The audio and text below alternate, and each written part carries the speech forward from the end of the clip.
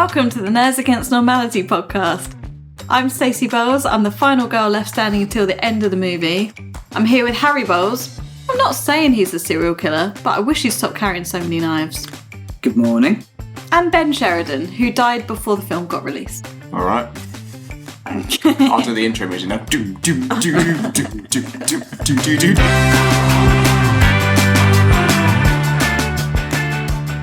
So, Ben, what have you been up to this week? I've been at work. Can't talk about it. Shocker. Yeah, sorry. We're on the home stretch of what I'm working on currently. Can you say what film you're working I on? think I can. I'm working on The Witcher season 4. You're still on Witcher? Yeah, but I do have. So there's a news article which I need to actually get up because you just reminded me. There were some leaked images.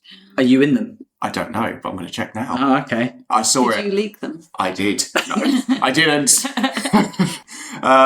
Yeah, apparently there was some images leaked. It's so hard to keep that at bay, though, right? It really is. This has happened on almost every single job I've ever done, especially if you're shooting outdoors. How can you stop it? You can't.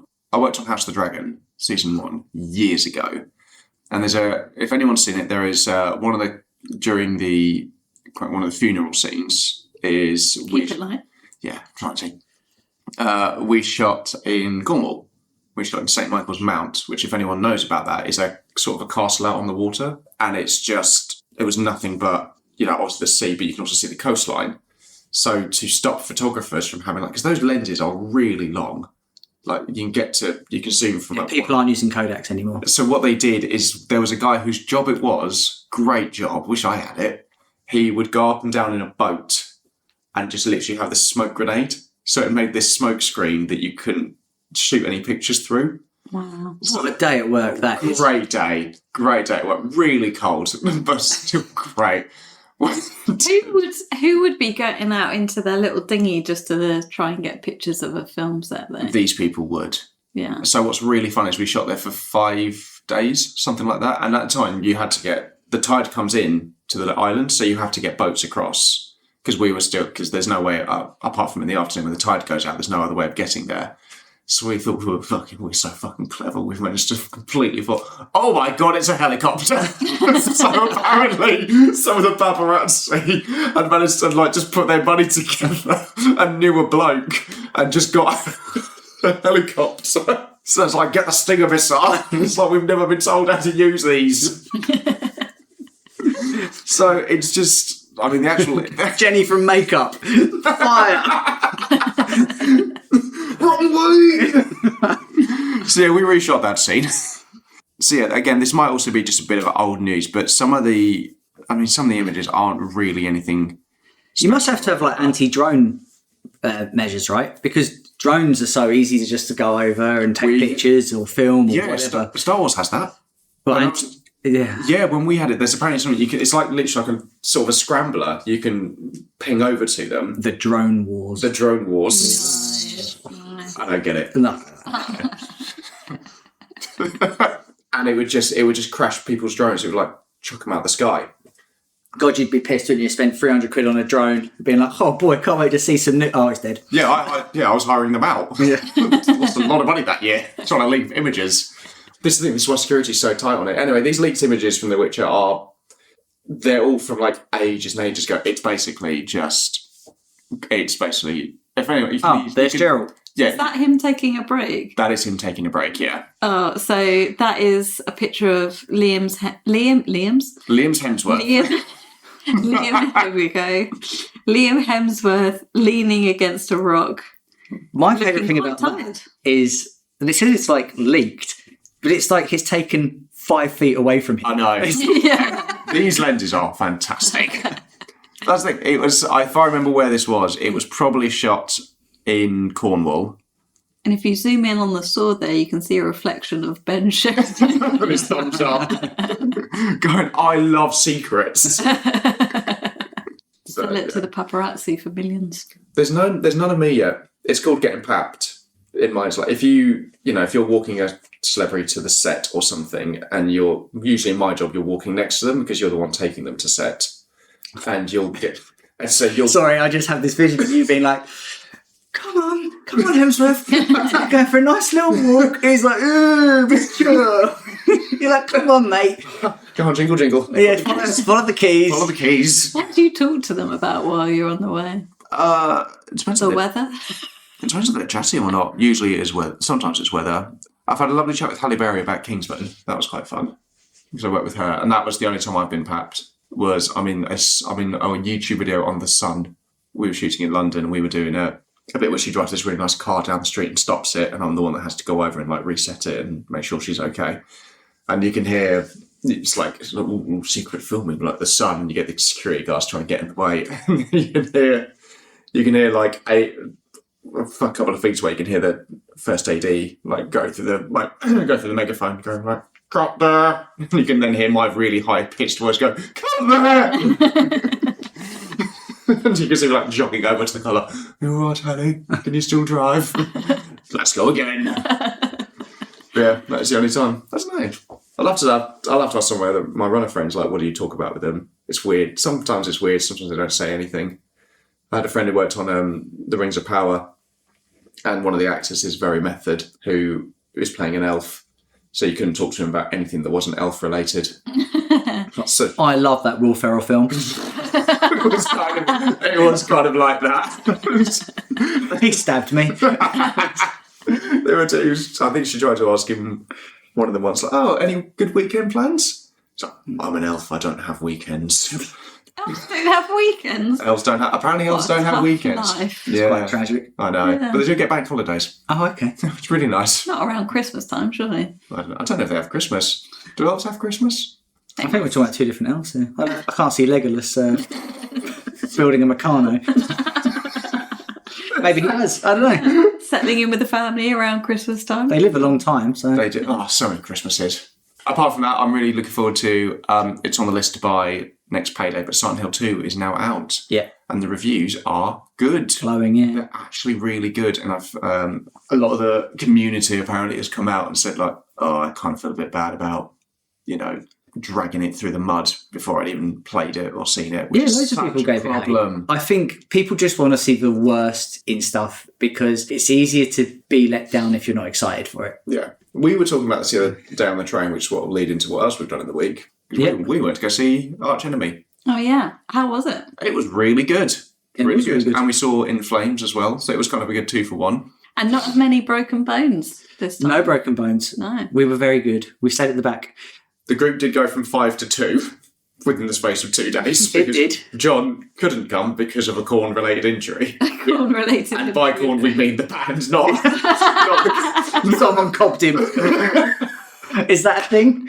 Can you be cobbed? Well, you can now. He slipped on a piece of sweet corn. That is exactly. On Mario Kart. Oh, you wouldn't believe I got jumped by the Jolly Green Giant. You'd think I'd have heard him coming. Nunchuck Corn of the Cobs. Just smashed him up. Oh, John's a big lad. You thought I'd have heard him coming because he went, hoo, hoo, hoo. I would say Arch Enemy were noticeably better. I was going to go when the group went from 5 to 2, just so that Harry had someone to go with. I just And think then- you would have had a good time. And then he played me a song, and I was like, yeah, it's fine. And then he told me it was standing, and I was like, absolutely fucking not. I love you, but not that much. With a lot of leaning, we did manage to find the bar and just leant against the bar to watch it for quite a long time. And we found the Bald Man Convention. Oh, yeah. It's good. Got a picture Our of friends. Hell of a moustache as well. Yeah, also, I got a lovely video from Harry zooming in on a man, 2 feet in front of him with a moustache. In our defence, we thought he was a lot further away than we actually thought. We was about 9 beers in at this point. We'd had a lot to And drink. what did you say as you zoomed into his face? Luigi. And he loved it. Yeah, I was absolutely great loved with you. it. Yeah. He went straight into the gig afterwards to probably have a little cry. Absolutely. Maybe that's what you do whenever you see someone with a moustache now. Yeah? It was very funny to see because the two guys behind us who were chatting about Metallica, Yep. wasn't it? The Bald And- Man Convention. Yeah, absolutely. So, but there was a great point where I could actually see Harry tense a little bit. Oh, he's going to say something. And we'd had a few beers by then anyway.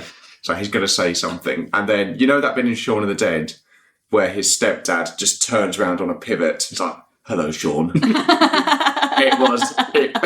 It was like that. I just didn't move, just a complete pivot, like someone had just taken the y-axis and inverted it. I can picture it.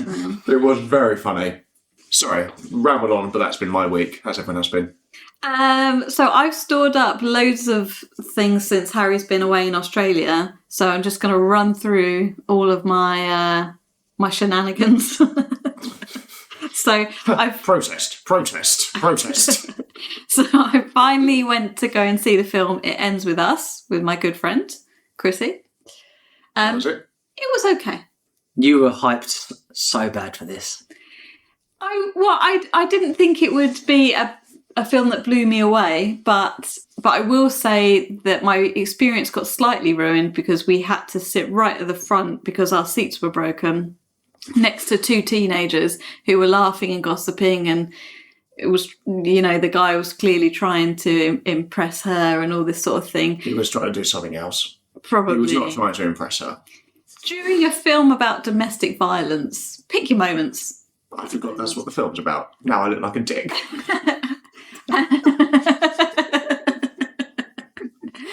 And I just, I felt really old and really grumpy, but I was just like, guys, you're ruining my film experience. Ruining my thing. But it was okay. Like, it's very, very different from the book, which I've read previously. And the reason why I wanted to watch it most was because of all the press that came out about Blake Lively after it. But I actually thought she was really good in it, to be honest. Okay. Someone should have done, if she's getting a bit sort of hot-headed, someone could do is, Lively Blake. But cut that out. That was a swing and a miss. That was a complete miss. I didn't even get to the halfway line. I was like, how long can we pause for after that joke? Sorry, Mitch just thrown up onto his keyboard. Okay, so post-credit scene? There wasn't one, no. What's the point? What's the point? Disappointed. You'll be really pleased to know that I finished Shadow of the Colossus. I forgot we hadn't talked about this yet. Yeah. And I sent you videos after I defeated most of the Colossus, I think, where nothing... Yeah, Sorry. Thank you. That's why I'm tense there. Where nothing happens. Everything happens. And including one video where my character, is that the right word? Yeah. He just kept getting knocked down, and because he gets so... He just kept getting back up again. He didn't, though. You did the Chumbawamba technique. Like You're never going to keep him down. He tried to get back up, but he couldn't. I'm all chumbawumbered out. Every time I finally stood up, the Colossi would bat me back down. It was like a never-ending loop. That's where you get the power-ups. The vodka drink, the lager drink, the cider drink. That's where I was going wrong. It's like a never-ending cycle. That is... I know it's one you mean, because it can stun lock you, and that's still a really big frustration in that. It happened on several of the Colossus. Oh, then you're just bad at it. But I agree. No, it wasn't me. I've seen you play It games. wasn't me. But what baffles me is that you say that nothing happens, but I've seen you put over 100 hours into House Flipper. What? Right? House Flipper. No story, no nothing.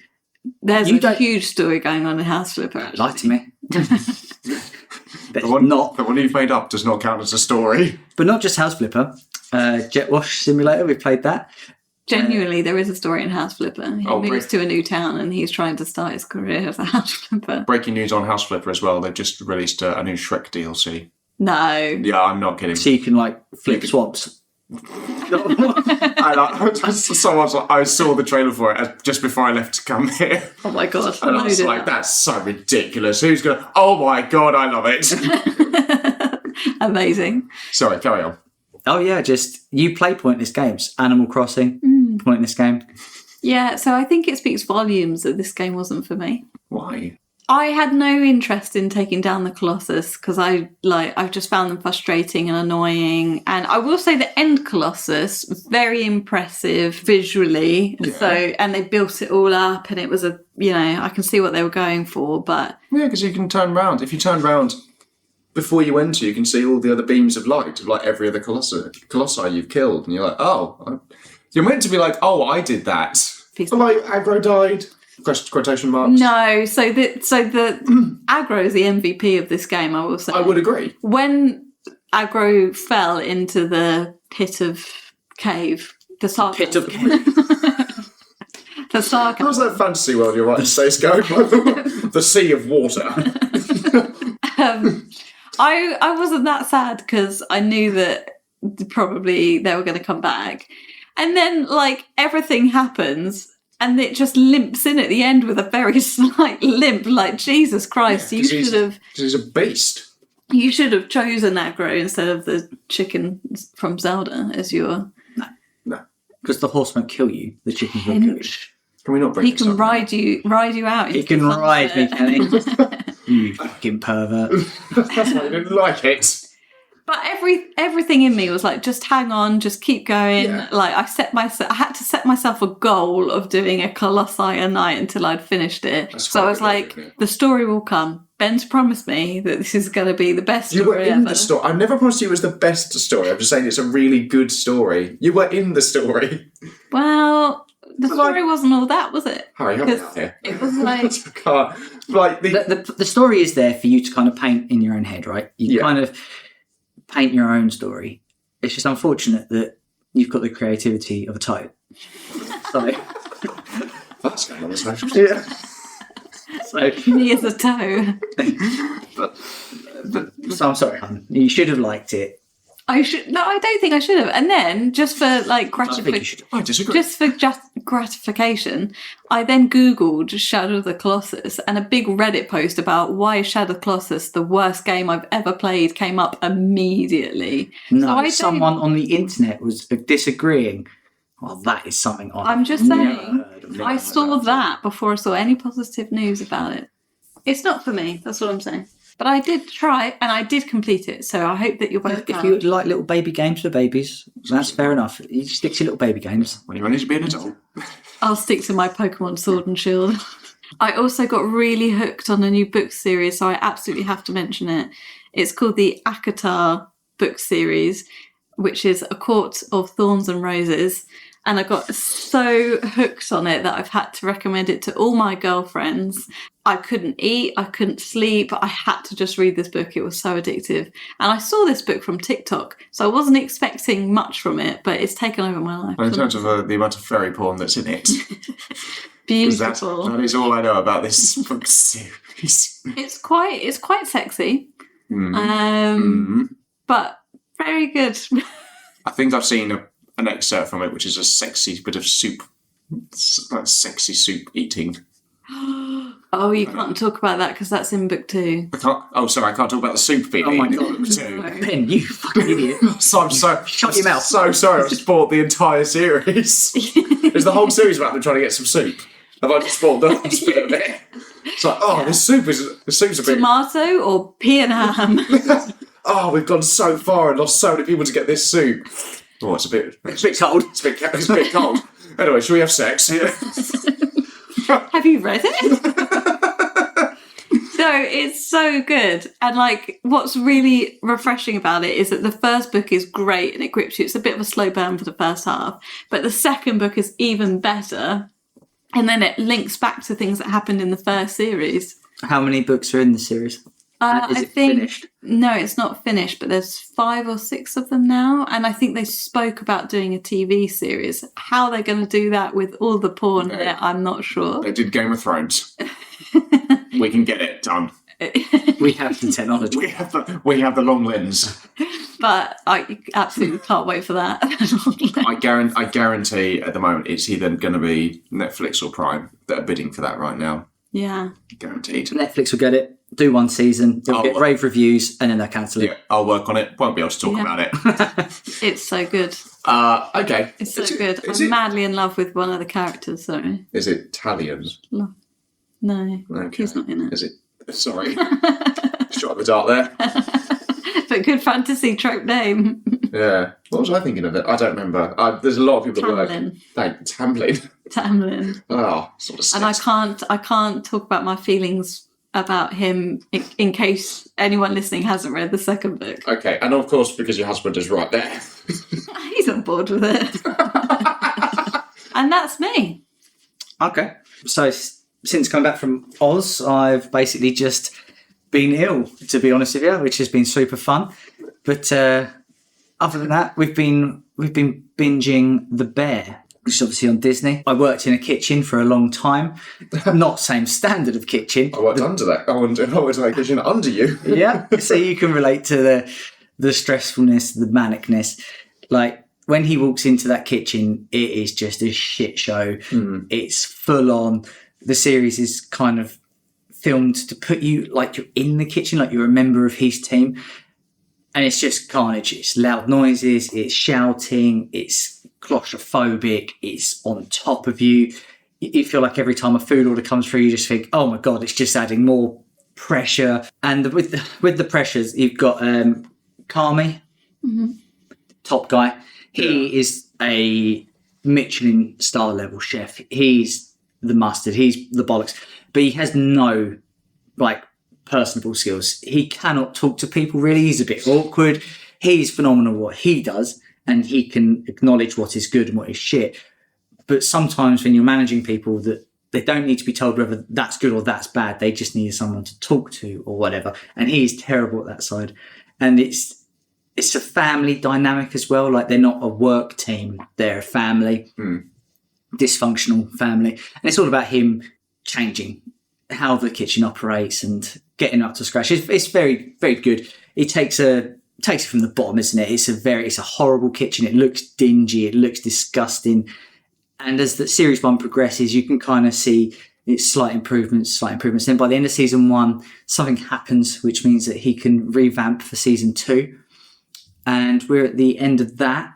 Season 2 is all about getting him ready to reopen the kitchen, which will now be called The Bear. Oh, okay. Yes. Oh, so it's not called that from the beginning, or it's called The Beef. Yeah. Oh, interesting. Or his cousin has a typo and it's called The Birth. Which made me laugh. It's actually got some really good funny moments in it. Yeah. It's really funny. Like, he gets so triggered over some of the stuff. But it's very relatable. Yeah. As working in a stressful environment for so many years, it's so relatable. We had a friend who tried to watch it, couldn't get past the first episode because of the stress of it, the anxiety. Really? I would say stick with it though, because I think a couple of episodes, either you adjust to it or it calms a little bit. It calms a bit because it's him taking control of the kitchen. He does get there. I've seen one clip of it. Again, it's been on my list for ages, and everyone has been telling me to go and watch it, so I do need to actually get around to watching it. The only clip I've seen though, which was if one thing was going wrong, and then the next bit of it made it go even worse. I've just seen someone a really busy bit of the kitchen, everything's going mad, and then someone backs into someone on a night with a knife. Yeah. And just gets stabbed. And he just has to deal with it. I can fully see that happening. He just walks off and he's pulls his pants down and he's like, patch me up. The characters have a really good arc as well. Some of them you really don't like to begin with, and then they progress and grow, and then you kind of fall in love with them a bit, don't you? All of them. Yeah. I'd say. So we're watching The Bear. What was quite funny, the other night, me and Stacey had gone to bed and, we're watching The Bear and they address everyone as chef. It's like a mark of respect. Yeah, of course. And I've gone to brush my teeth before I go to bed, and I brush my teeth. Stacey must be knackered but before I even get into bed, she's asleep. And so I crawl into bed and then she just goes, "It's just too far, chef." And I'm like, "What's that? What's too far?" She's like, "It's too far, chef. It's too far." And I was like, "Yes, dear. Okay. That's enough bear for tonight." That's enough birth. Yeah. I just woke up to a message saying too far, chef. I had to message her because I was like, I'll forget. Yeah. Do you remember what the dream was that you said too far, chef? Honestly, I never remember my dreams, but I do sleep talk quite badly sometimes. I think it depends if I'm really overtired. But yeah. That's good. I'd recommend it. Not finished it yet, but seasons 1 and 2, both excellent. Other than that, dying on the sofa, watching Bleach, The 1,000-Year Blood War, I think it's called. So Bleach is a massive anime and manga. It got cancelled out of the blue a few years ago. Yeah, definitely. Which, don't know why. The manga got cancelled. So the manga wrapped up like that because they were like, you need to finish it up. The anime was then scrapped and it was left like abruptly ended. And then for whatever reason, I'm guessing the love of the franchise and the petitions from the fans and whatever, it showed that there was an audience for it. And so then, I don't know if a new studio got hold of it, but they then decided to animate the last arc. And that's what this is. It's the final piece. But the animation is so much better. Yeah. Like, I watched some old Bleach just to catch up with it. And yeah, it looks trash. It looks terrible. But this is good. I've got to say, this is good. Is Bleach Shonen Jump? Yeah. So if you like your Dragon Ball, if you like Naruto, One Piece. Oh my God. I'm really sorry, but I meant to tell you this earlier. When I loaded up Netflix this morning. Dragon Ball Daima. Yeah, it's coming. October 18th. Okay, you've already got it in the diary. I haven't looked at that trailer. Is there a trailer? Yes, it's a couple of trailers. Oh, yeah. But yeah, that looks good. That'll be on our next catch up, I imagine. But no, I thoroughly recommend it. It's been good. Playing wise, what have I been playing? Oh, I bought Super Mario RPG on the Switch in Australia, which I didn't bring up. It's the SNES remake of the very first Mario RPG.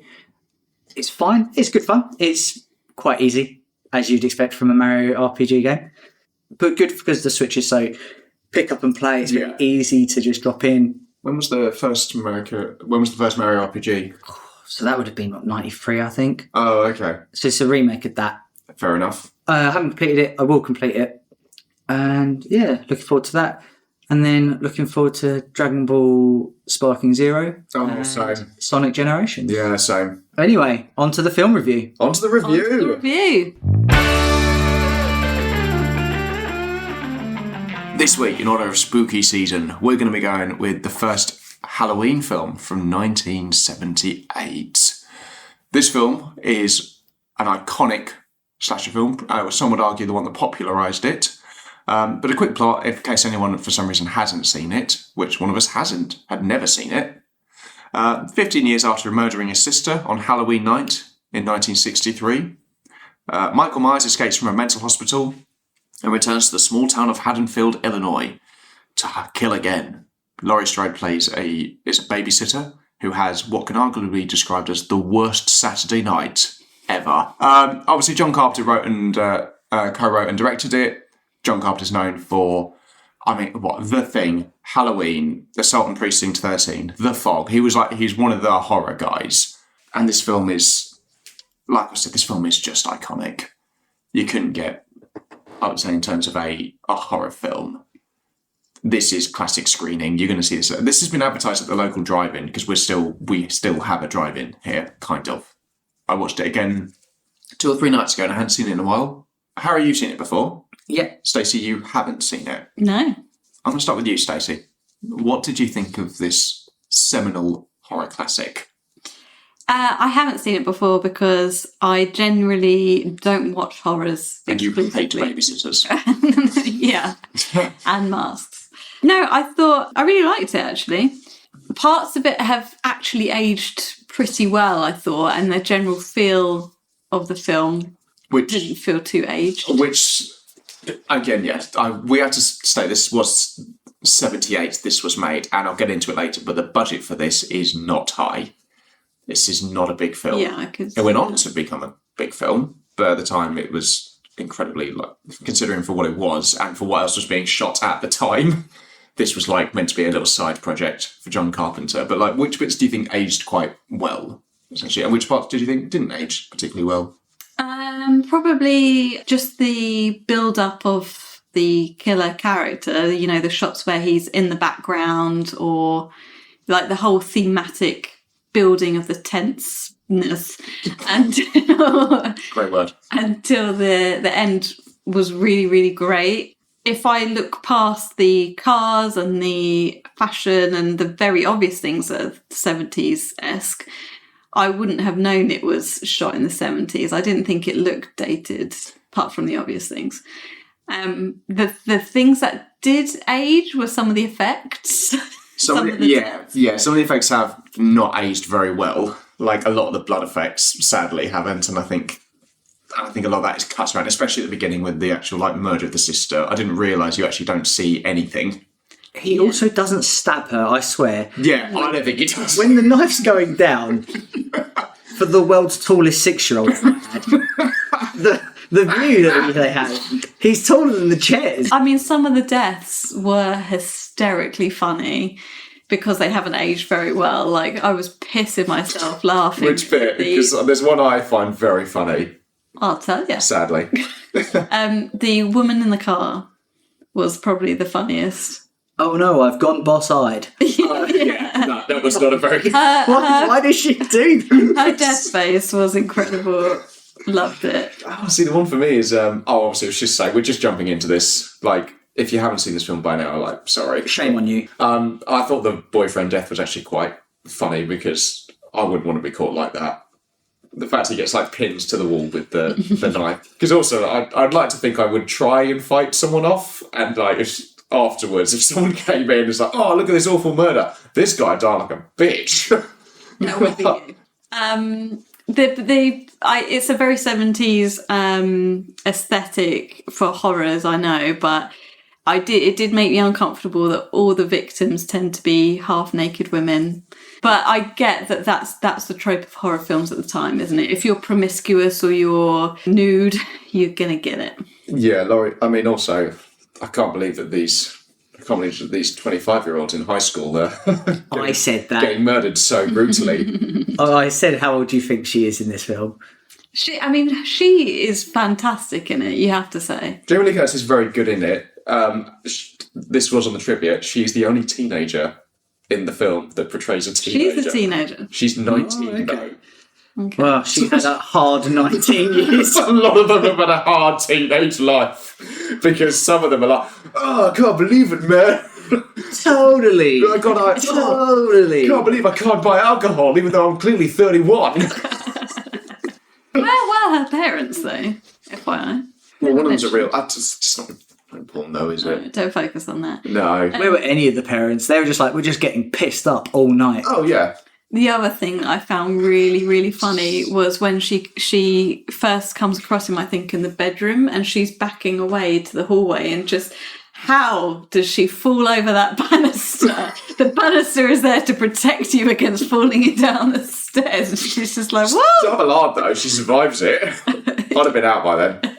But he doesn't even catch her, does he? He goes to slice her and nips her arm. Yeah. Which, how do you do that? But, whatever. Slightly grazes her. And like you say, why does she just then somersault? It makes no sense. In a combat situation, Harry, you need to get out there as fast as you can. If it means going over the side of the banister, that's what we're going to do. She literally was like a fall guy. She just went over. Or like a slinky. Yeah, I wanted him to take off his mask and be like, well, that was unexpected. That was easy.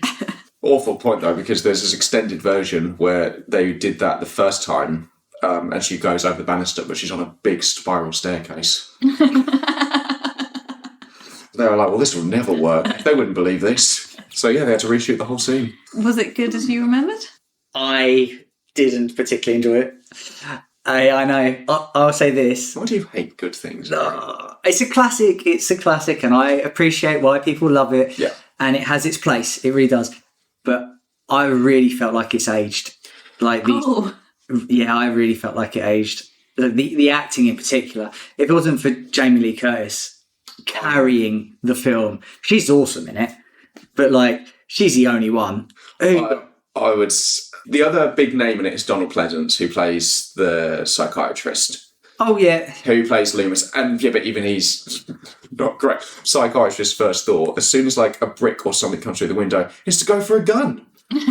Why has he got it? It's in my notes. Whoa, where's the gun come from? He's not a very good psychiatrist. Clearly, he is I also love the fact he goes when they're driving into the mental asylum at the start.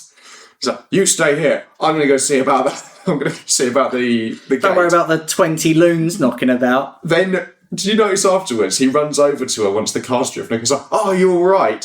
He's like, "Yeah, I'm fine. Great. Get yourself up though." He leaves her just in the ditch. I like the fact that they're all just milling around like mindless zombies until the car arrives, and it's like, whoa. I was about to say, great portrayal of mental health there. Yeah. I was in my notes like, ugh. I do agree with you.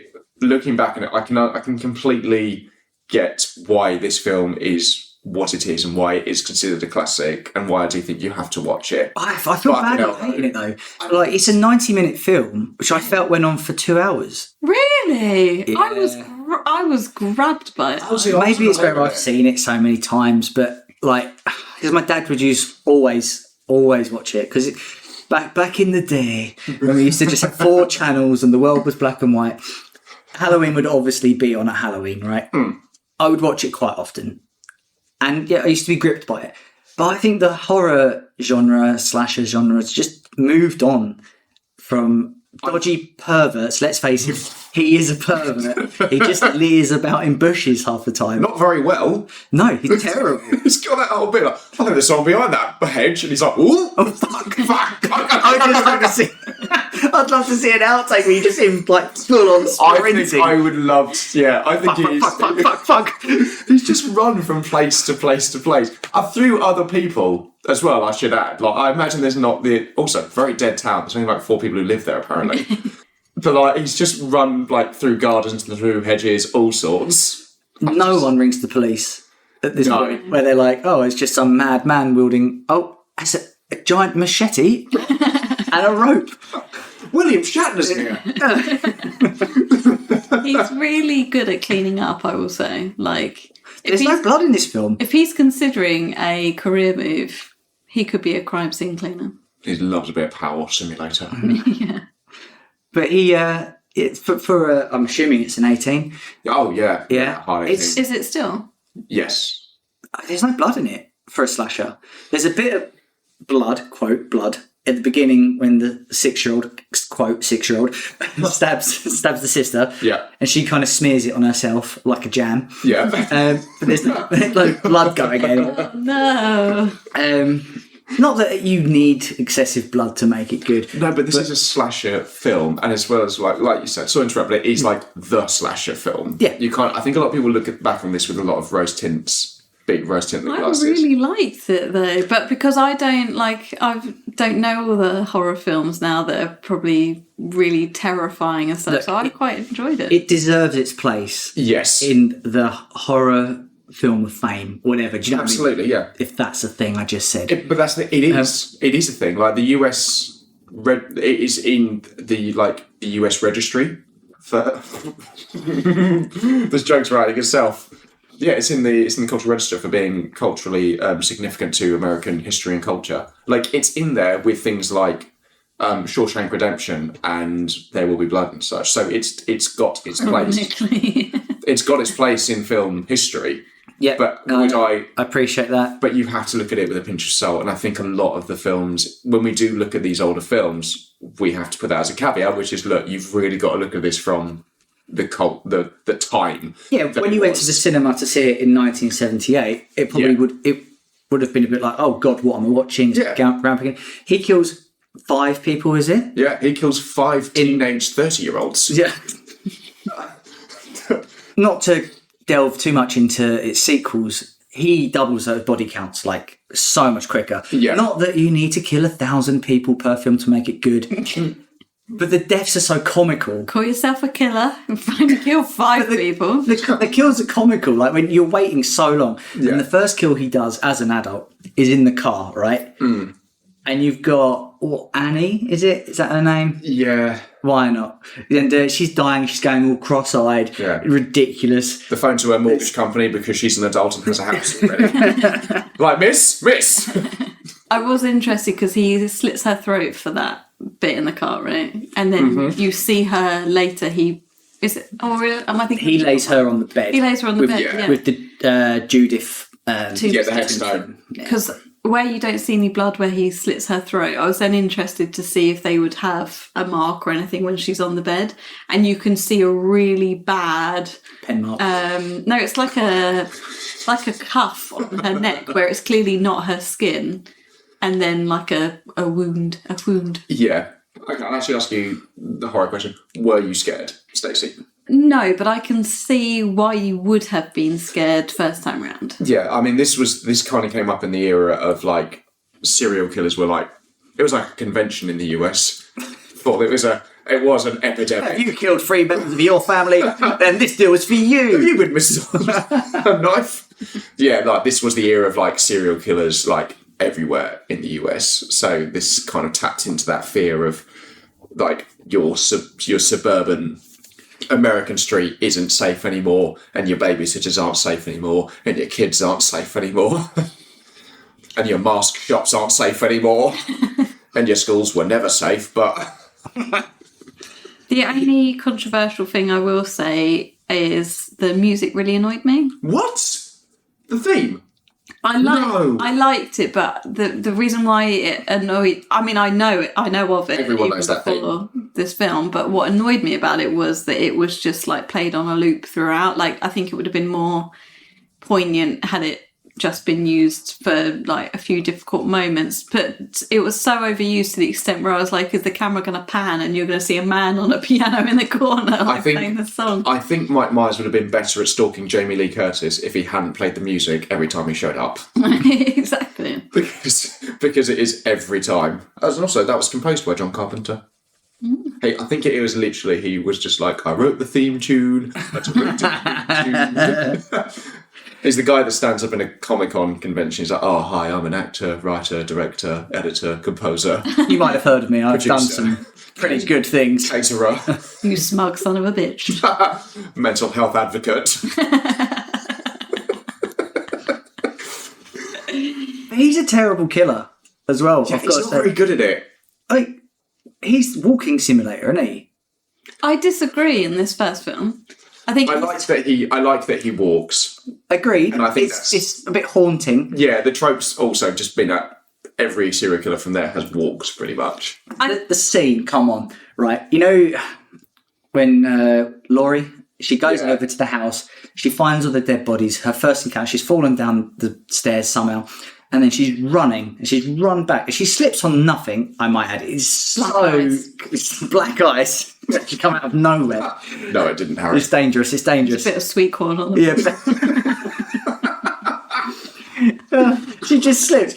And she's banging on the door, isn't she? She's like, help, help, help. And he's like walking. And you're thinking, well, she's got maybe 5 seconds before he gets there. Yeah. Help, help.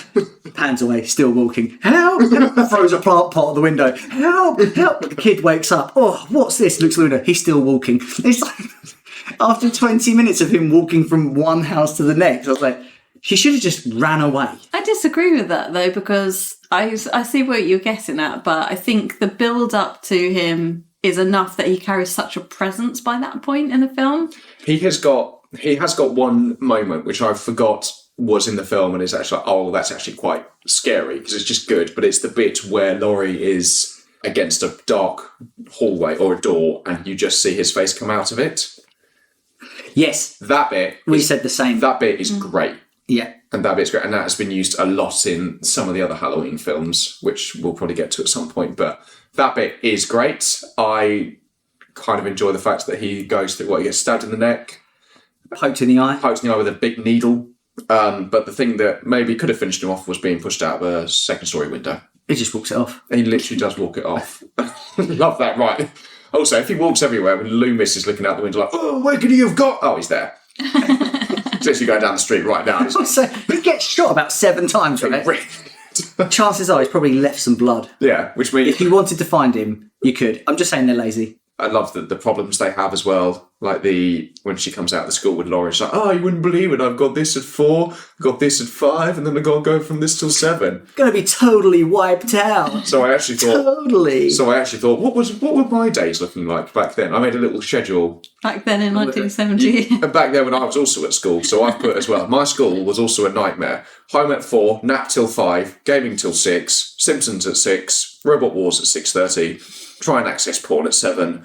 It was dial-up, so I waited for the download. 10 o'clock, pass out, mission failed. I have a question though. Go on. So he got put in prison when he was 6 years old, yes? Yes. Who taught him to drive? That's a very good point. Well, I'm imagining they have books there. How to drive. Big book of driving. Yeah. And he gets in the car and he's like, But this it's is America. just as I I'm read gonna- about. It's America. You don't need to know how to drive. No offence, Americans, but you drive go-karts. Yeah, you got a lot of automatics over there. Yeah. What do you quite drive easy. now? Yes. Now, A go-kart. a go-kart. I mean, the film would have been a completely different film if it was a stick, eh? You wouldn't want just hear like... Are you all right? I'm fine. All right, I'm just going to go get him because he stalled it. Also, and I think you're both going to be annoyed at me for asking this, but I didn't think that it was apparent in a film that he's obsessed with Laurie. No, but it's not meant to. It's not meant to be. She just happens to be the first person he sees. Like, it's not meant to be he's obsessed with her. But they make that a whole thing within the other films. Like, this was the one. That's kind of why people found it scary the first time. He's like, oh, he could just see me in the streets, and meanwhile there's me like actively like, come on, mate, notice. Well, because that's the thing is he goes after the other girl first before he then kind of Pivots. pivots to Laurie. I mean, he's always kind of in the background with her, but not. That is one of the selling points of it being scary, though, is that nobody is safe. He doesn't pick her for any particular reason. Yeah. In the future sequels, they made it so that she was the sister. But in that film, that's not apparent. Yeah. And that's what made it horrible, as like Ben said, is that nobody is safe. Yeah. And that was the era of serial killers where, you know, you're in suburbia, but you're not safe. Yeah, the only reason like he targets her is because she drops that key off at the house. But the way I could have seen it, could have been the wrong house. She should have got the kid to go up and got it. The film would have been a lot shorter. Yeah, I don't know why he goes back home as well. Like, maybe he doesn't know where else to go. There's no place like home. There really isn't. It's a bit frightening. What, home or hurry right now? I think I'm off my tits on Lemsford. and I'll kill again. I'll do it again. I'll black out. Put the knife down. But yeah, like, scary enough, I think there's a bit of criticism about it because out of everything, she just literally gets Loomis takes all the credit and he gets the assist for the end. Yeah. Yeah, because he literally just comes in like with the power up. It's like, very American way of finishing it. Would you like to hear some trivia? Yes, Please. So, who would like to guess the budget for this film? Oh my God, 78. In 1978. Obviously, we'll try and do the original budget, not adjusted for inflation, because even adjusted for inflation, it's not high. I'm going to guess it's something like 900,000. Okay. I'm going to go 500,000. It was $300,000. And I tell you what, you can fucking tell. Yeah. So yeah, they had 20 days to shoot this, and it's kind of why there's I love these sort of films, because they're ones that are super low budgets, they have to use clever ways of getting around things. Was this shot in 20 days? This was shot in 20 days. Wow, that's pretty impressive. Yeah, I mean, for the time as well. But you can tell, like, the camera stuff is not particularly difficult. The locations are very cheap, or they're outside. I think everything was shot on location as well, mostly. That house that is in Halloween is still there. People go and visit it to make a little pilgrimage. Unlike the Breaking Bad one, they actually treat it nicely. Is it empty? They don't chuck pizzas and like... They just try and break into it. No, it's occupied. Oh, okay. Yeah, the people who, every Halloween, they give out free pumpkins. It's actually quite sweet. Would you want to live in that house? I think the people that live there they bought it after the film came out. So yeah, they knew. It went on to gross 47 million. Wow. Jesus Christ. Yeah, and it's made, in 2008, that would be about 150 million off a $1 million budget. In terms of the margins, Halloween is one of the most successful independent films of all time. We saw a great horror once called A Ouija Shark. I'm on board. Wait. Nice! We did it! Shut it down. Shut it down twice in a row. We're on a streak. It does make me want to respect it a bit more, because I feel harsh saying all these things, and it was made on a shoestring, it was done in less than 3 weeks. I'll start this trivia fact. Someone else can finish it. The mask. Yeah, William Shatner's mask. It is a William Shatner mask. Doesn't look anything like him. What were people making masks about that time? Michael Myers is just a huge Star Trek fan. Yeah. Who isn't? Yeah. That's what he does to him. Yeah. That's why he's the worst captain. When he hijacks the He is the worst captain. when he hijacks the car, he goes warp speed.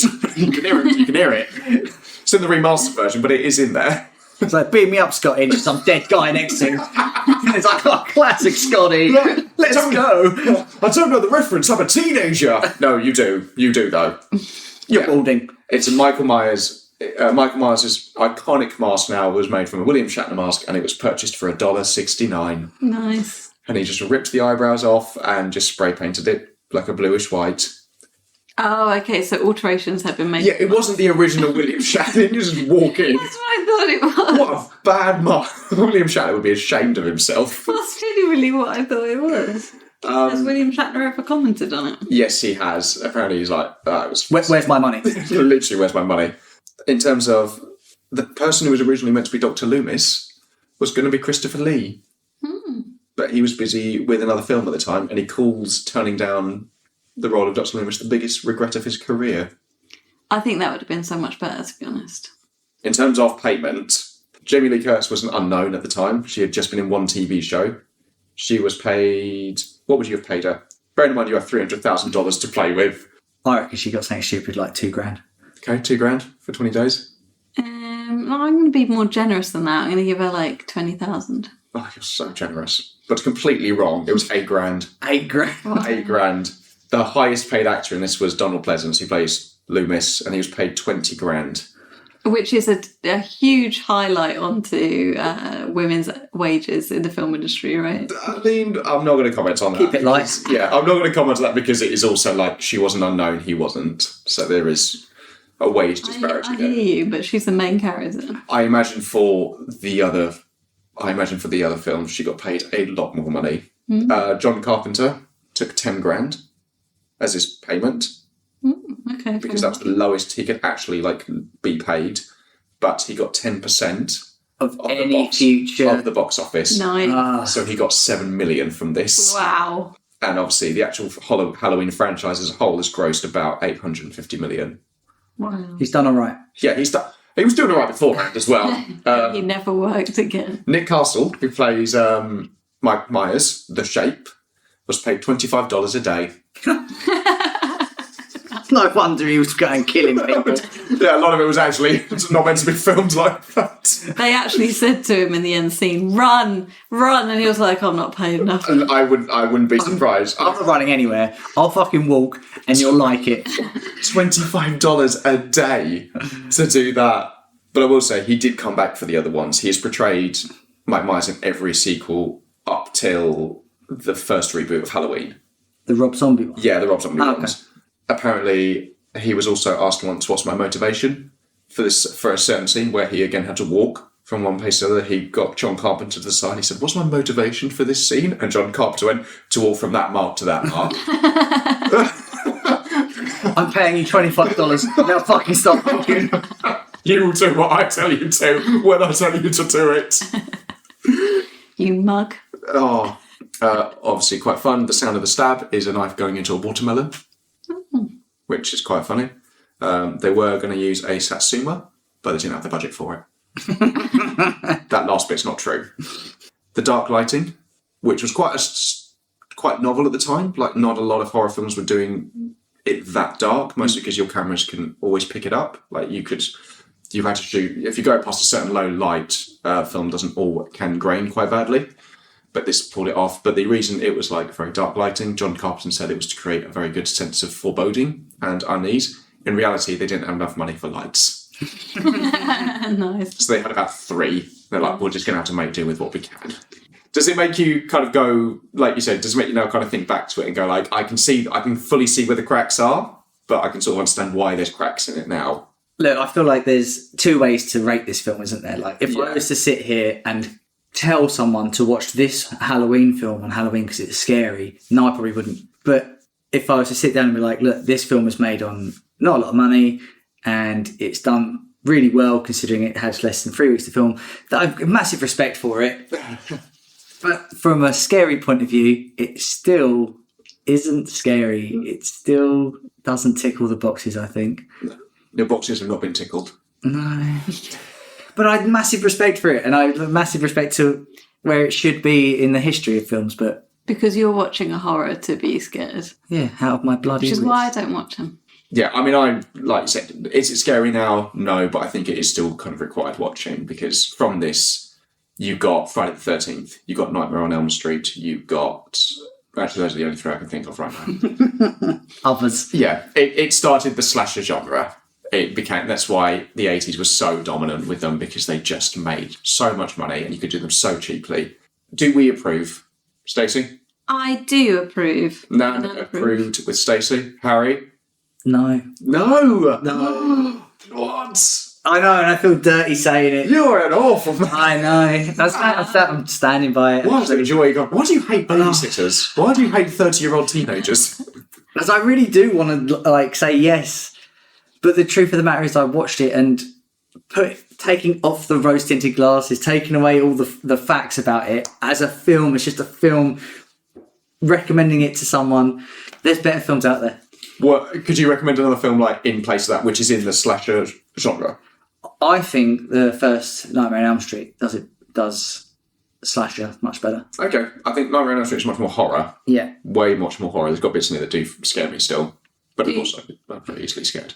Do you think that you needed to have watched this one to watch any others in the series? I haven't watched that many, to be fair, and there's been so many reboots and reimagining. I've watched H2O, I've watched the Rob Zombie one, I've watched the newest one. Stay tuned for that. Yeah. I've never watched the original sequels, so I don't know. You're really not missing much. I imagined it just went down the classic trope of we made a really good one and then the rest was shit. Yeah, the thing has been milked dry. Mike has been milked. So you're the decided vote. I'm going to have to approve it. Nan approved. Nan, all right. 2 out of 3, Nan mostly approves of this. Yeah, I'm going to throw it back to you, Stacey, to finish us all off. Take it out. We've been Nerds Against Normality. Thanks for listening. Catch all our latest episodes every Thursday wherever you get your podcast from. Please follow, rate, like us on social media for more exclusive content, and tell your friends. If you have a question, something you want us to review, or a great story from your week, please email us at nerdsagainstnormalitypod@outlook.com. Bye! Goodbye. See ya.